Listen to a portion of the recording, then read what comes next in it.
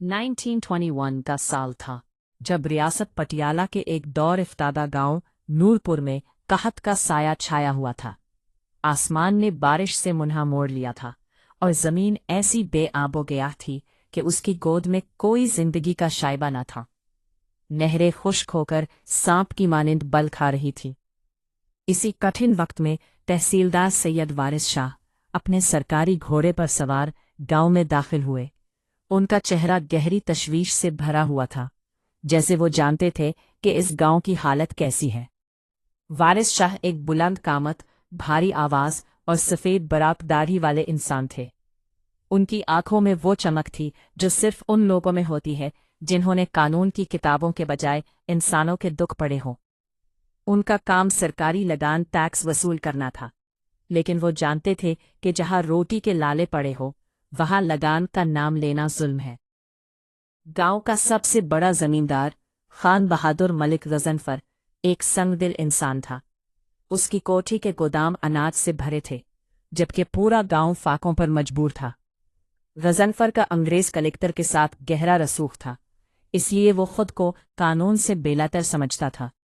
जब वारिस शाह तहसील के दफ्तर पहुंचे तो उन्होंने देखा कि गजनफर वहां पहले से मौजूद था। तहसीलदार साहब, इस बार लगान की वसूली में सख्ती करनी होगी।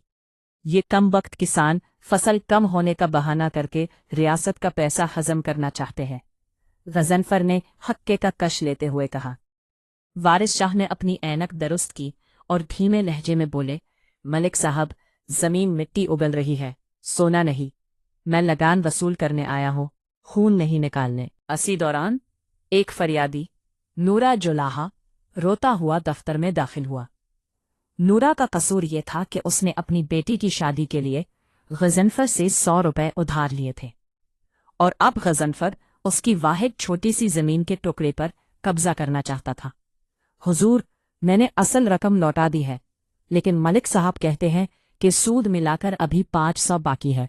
नूरा ने दहाई दी। गजनफर गुस्से से खड़ा हो गया। झूठ बोलता है ये कमजात, मेरे पास कागजात है, इस पर इसके अंगूठे का निशान है। वारिस शाह ने कागजात देखे। वो जानते थे कि पटवारी और गजनफर मिले हुए हैं। उन्होंने महसूस किया कि ये सिर्फ एक जमीन का टुकड़ा नहीं, बल्कि पूरे गांव की इज्जत और बका का सवाल है।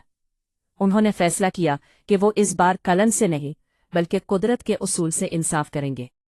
उन्होंने ऐलान किया कि 3 दिन बाद गांव के चौक में नमक की पंचायत होगी।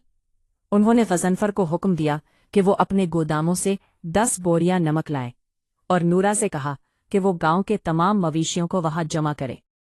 सब हैरान थे कि नमक का इस मुकदमे से क्या ताल्लुक। पंचायत का दिन आया। सूरज आग बरसा रहा था।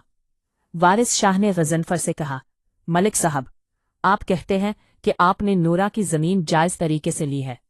अगर ऐसा है तो आपका नमक सच्चा होगा। उन्होंने नमक की बोरियां खिलवाई और मवेशियों को उनके पास छोड़ दिया। भूखे और प्यासे जानवरों ने नमक को सूंघा और पीछे हट गए।